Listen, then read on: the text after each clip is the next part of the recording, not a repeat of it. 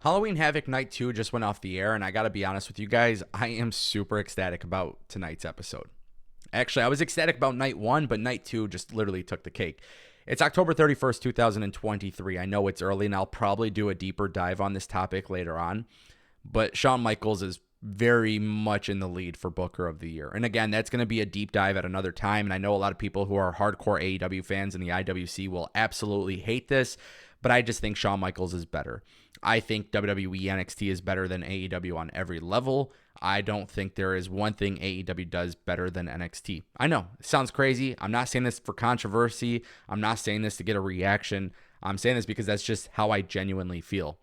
There's a variety of reasons for that. But Halloween Havoc Night 2 continues the trend of women being all over the show, women being a focal point of the show. But then also on top of that, you're starting to see even more storylines intersect with each other, which is another big reason why Halloween Havoc 2 is a success in my opinion. I also think it's really important for people to understand what Shawn Michaels has done in general with WWE NXT and what he's done with Halloween Havoc 2. You get great in-ring action. You get the wacky, crazy, funny, maybe even cringy video packages or skits or whatever. You're getting those things too, but you're getting a great women's division, great storylines. You're getting the cringiness. You're getting pretty much everything. And that's the thing. It's balanced. It's very balanced throughout. But you're seeing storylines develop in real time. And then to cap it all off, you have Ilya Dragunov and Carmelo Hayes, their trilogy match, which is just bonkers, right? It's like a fantastic match. If you love the in-ring stuff, it's amazing. What makes that match even better, though, is the fact that there's like actual purpose for it. There's like an actual story with it. And then you end the night with Trick Williams and Carmelo Hayes, who attacked Trick Williams. I mean, this was a much more serious version of Trick Williams. So we got that part. And then what was even crazier is that at the same time that was going down with Carmelo and Trick, they were just looking at each other, right? But at the same time, you have Baron Corbin attack Ilya Dragunov backstage. The episode ends in chaos. Like, it's pretty amazing watching NXT. And I genuinely mean this when I say it, but like I actually look forward to watching NXT. It's an easy 2-hour watch. The matches are good. The storylines are easy to follow. They're keeping you on your toes. And then really one of the big things that nobody really seems to be talking about, but it's always been a big thing for me, is the seamless transition from NXT to the main roster. You see somebody in NXT go to the main roster, they're not being repackaged. They're not being immediately buried. Look at the Creed brothers.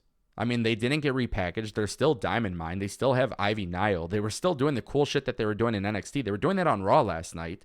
And then tonight they do a tables, ladders, and scares match against Humberto Carrillo and Angel Garza, which, by the way, what a freaking amazing match that was, right? You have Lola Vice winning the Breakout Women's Tournament. She's fantastic. And she's not even an experienced wrestler. She came from Bellator MMA. So you have all these different things happening, right? Not to mention you have Noam Dar in the Heritage Cup. Then you have the North American Championship with Dom Mysterio and Nathan Frazier. And you have all of these things happening. And then on top of that, WWE is still airing video packages for people that may not be wrestling tonight, but they're definitely getting a little bit of a highlighted reel. And I love that. We saw that with OTM. Scripps kind of explaining him and his background and why he's with them. And it's just like, I love that. I love the fact that this is a big thing that WWE is doing. WWE is very video package heavy these days. And there's a lot of Easter eggs in the background of segments. We actually saw that with Boa and Dante Chen, which was really dope. What are they cooking there? I don't know. Maybe a new tag team, maybe a new faction. I don't know. But I got to keep watching NXT to find out. And then you got to bring up Brian Pillman Jr., Lexus King, a 45-second interview with Mackenzie Mitchell, and he's already getting over. There's just a lot of good things that are coming from NXT right now. It is consistently good. And I use the word consistently because it is. It's consistent. It's as consistent as you're going to get. And I just feel like right now NXT is in its bag. I genuinely believe that. I also think it's really important for me to mention this one part too that a lot of people don't seem to understand is commentary. It's fun, right? Again, it doesn't feel different from the main roster. Booker T and Vic Joseph are fantastic on commentary. They are.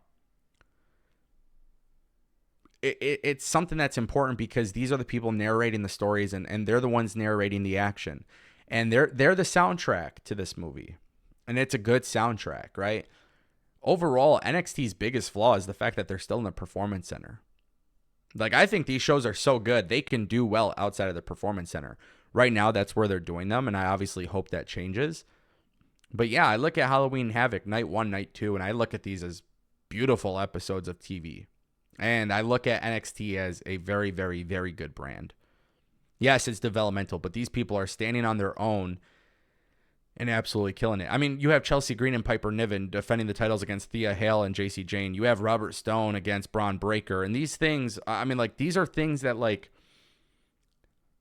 I think on paper, if you look at them, people will be like, it's whack, right? But then if you actually look into what's happening and then you watch it in real time, then you start to understand why people enjoy it. There's a lot of development. There's a lot of progression in NXT. Stories are progressing. The characters are progressing. The athletes themselves are actually progressing. You can see people get better. And there's like these little nuances that if you pay attention to them, there's really good stuff that's coming from it. Von Wagner got hit by the stairs, month or two ago? He comes back on the side of Robert Stone, and he finally gets a chance to take a crack at Braun Breaker. But now he's got like some weird things going on in his head because of his injuries. It almost seems like they're getting ready to slap a mask on Von Wagner. And like he's going to go through like this massive change. All because of Braun Breaker. And like this is the stuff that you're seeing play out on a weekly basis. So what I'm trying to explain to you guys is that when I say I love NXT more than AEW, it's not because I hate AEW, right? It's because I genuinely believe that NXT is just a better quality product. I do. And I think, that's just my opinion because I pay attention to the little things. I don't look at the tweets. I don't look at what other people's reactions are. I just look at my reaction. And it just seems to be the show that I'm enjoying the most. I think AEW Dynamite, Collision, Raw, SmackDown, those are all good shows. I think Raw and SmackDown have definitely improved a lot in the past year. But when I talk about consistency from start to finish, NXT's been doing it. They really have. I like NXT, man. Halloween Havoc 2 gets a thumbs up. Honestly, night 1 and night 2 get a thumbs up. But shout out to Shawn Michaels. The women's division's kicking ass. The tag team division's kicking ass. The world championship picture is kicking ass. The women's championship is kicking ass. The breakout stars are kicking ass. The veterans are kicking ass. The main roster crossover is kicking ass. I mean, I could go on and on and on. But that's why I'm here to give my opinions. I want to know what you guys think. Do you agree? Do you disagree? Let me know.